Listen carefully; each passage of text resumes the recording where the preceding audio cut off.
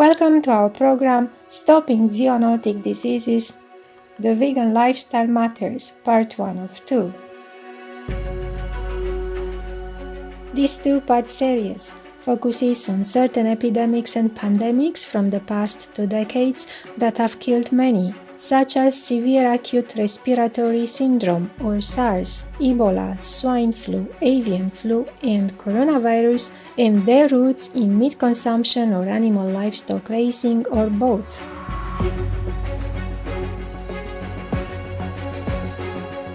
We also cover how a plant-based diet is the best way to minimize zoonotic diseases or infectious diseases caused by the transmission of germs between animals and humans.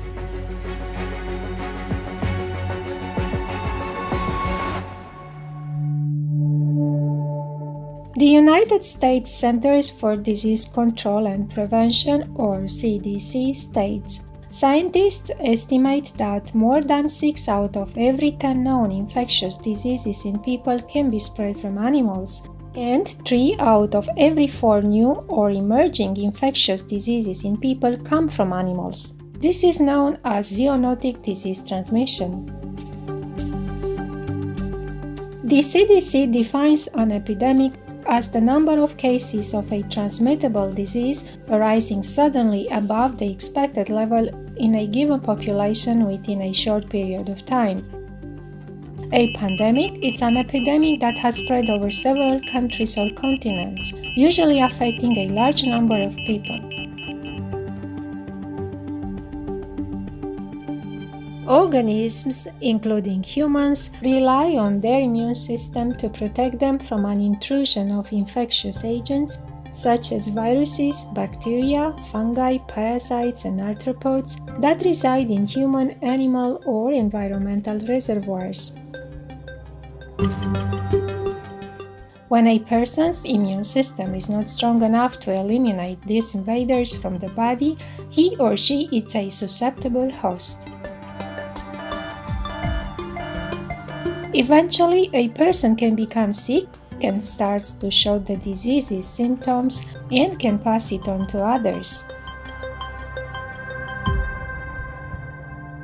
This continuous process of interaction between an infectious agent and a susceptible host is known as the chain of infection in epidemiology. Normally, if an intervention is effectively implemented in time, the chain of infection can be stopped. Interventions include eliminating the source of the transmission, preventing the entry of infectious agents, and increasing one's immunity. If the root of the problem is ignored, infectious diseases can spin out of control.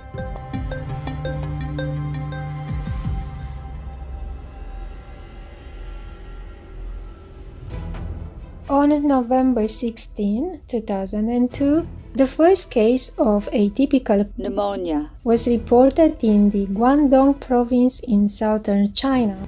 At that time, severe acute respiratory syndrome, or SARS, was still not known to the public.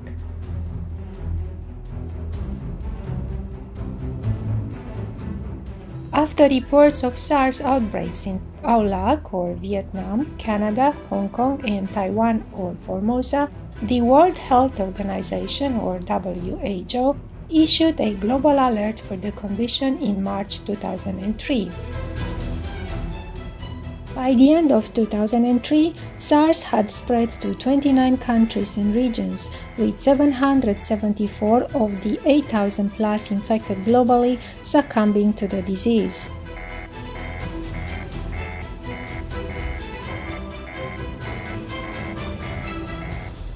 In 2004, the CDC isolated a SARS-like virus from civets, suggesting a link between the disease and animals.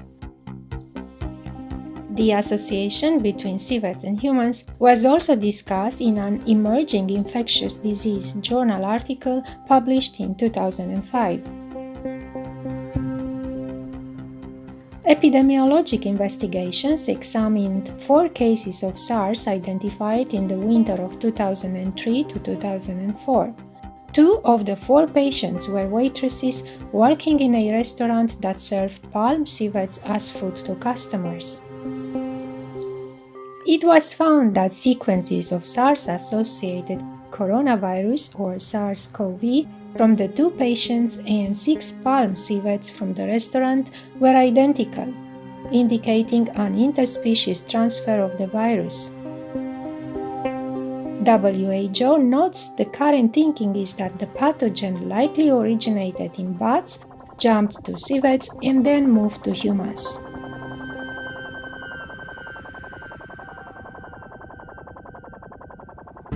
After the SARS outbreak, the WHO has used the term a public health emergency of international concern to refer to an extraordinary event that constitutes a public health risk to other states through the international spread of disease. The declaration of a global public health emergency is intended to mobilize an international response to an outbreak.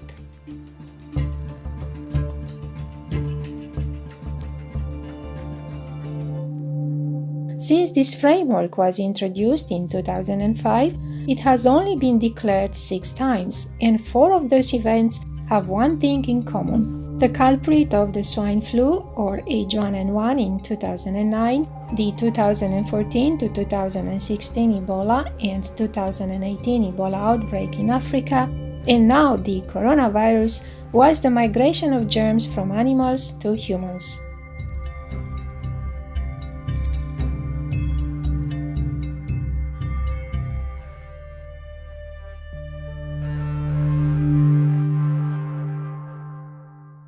We will pause now for a constructive message and be right back. Please stay tuned to Supreme Master Television.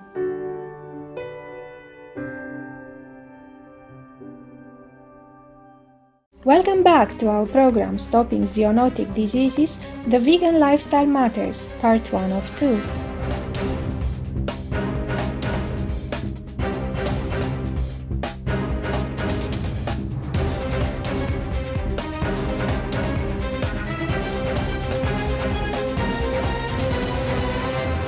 The WHO warns against eating avian flu-infected birds and swine flu-infected pigs because of the health risks. The swine flu was first detected in Mexico City, Mexico in March 2009. Because pigs can be infected by both the avian and human influenza viruses, industrial pig raising became a breeding ground for the new virus. The exchange of genetic materials between 3 species, pigs, birds, and humans, made the virus stronger and more easily transmissible between people.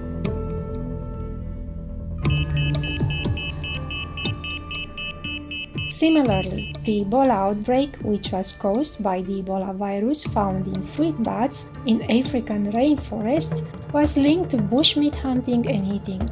The zoonotic Ebola virus can cause fatal hemorrhagic fever marked by internal and external bleeding.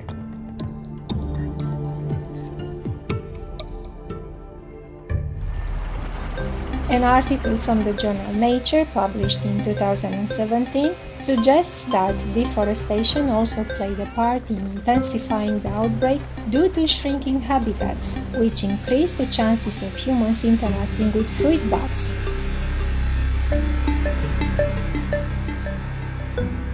It turns out that Mother Nature has already warned humanity about the meat-eating habit. The simple solution of adopting a vegan lifestyle to prevent zoonotic epidemics has been known for a long time. However, this obvious answer has been ignored, and the medical, economic, and social costs of diseases like H1N1 are tremendous and drain a nation's financial resources. The money spent on unavoidable public health crises could have gone to programs benefiting citizens. According to the International Monetary Fund, Liberia, for example, saw its GDP, or gross domestic product, growth decline 8 percentage points from 2013 to 2014 during the recent Ebola outbreak in West Africa, even as the country's overall death rate fell over the same period.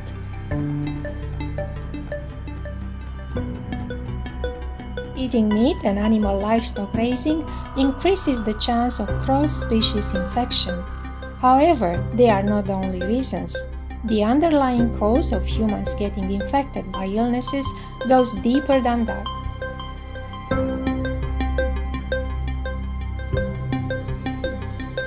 As we all know, most of the sickness come from meat because of the antibiotics fed to the animal, because of the anxiety which produce toxin in the animal meat, because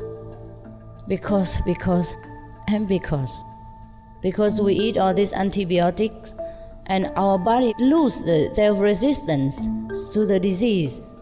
Our body normally can fight the disease, but because we are fed with so much antibiotic meat, therefore our body become weakened, and the resistant system become out of order.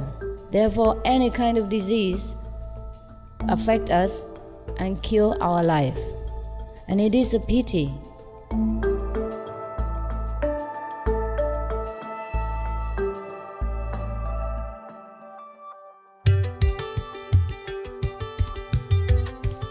Scientists have found that antioxidants such as vitamin E, vitamin C, beta-carotene, selenium, copper, and zinc have roles in maintaining immune function.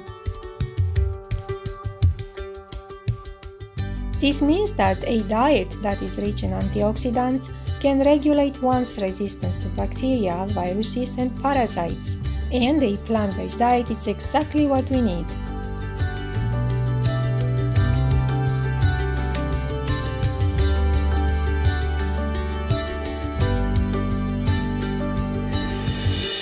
Renowned vegan American physician and founder of NutritionFacts.org, Dr. Michael Greger now discusses a study showing the immunoprotective powers of fruits and vegetables. As we age, our immune system starts to decline.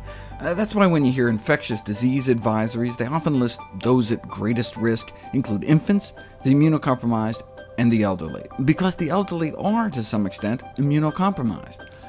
Recently, researchers in Belfast reported an investigation into the possibility that inadequate diet may be a contributing factor to immunological aging. Both immunity and fruit and vegetable intake can be low in the elderly, so they wonder if there might be a connection. So they rounded up 83 volunteers between 65 and 95 years of age, and randomized them into the control group following their pitiful 2 or fewer servings of fruits and vegetables a day diet, versus the experimental group that were told to consume at least 5. They did this for a month before they were due for their pneumonia vaccine. The experimental group didn't quite hit 5 daily servings, but at least they did better than the control group. Here's what happened when they were given Pneumovax.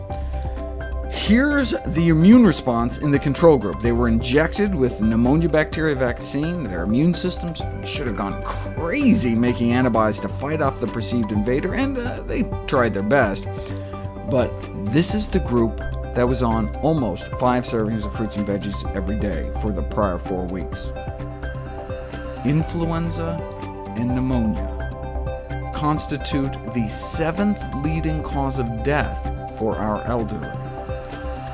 It's never too late to start eating healthier.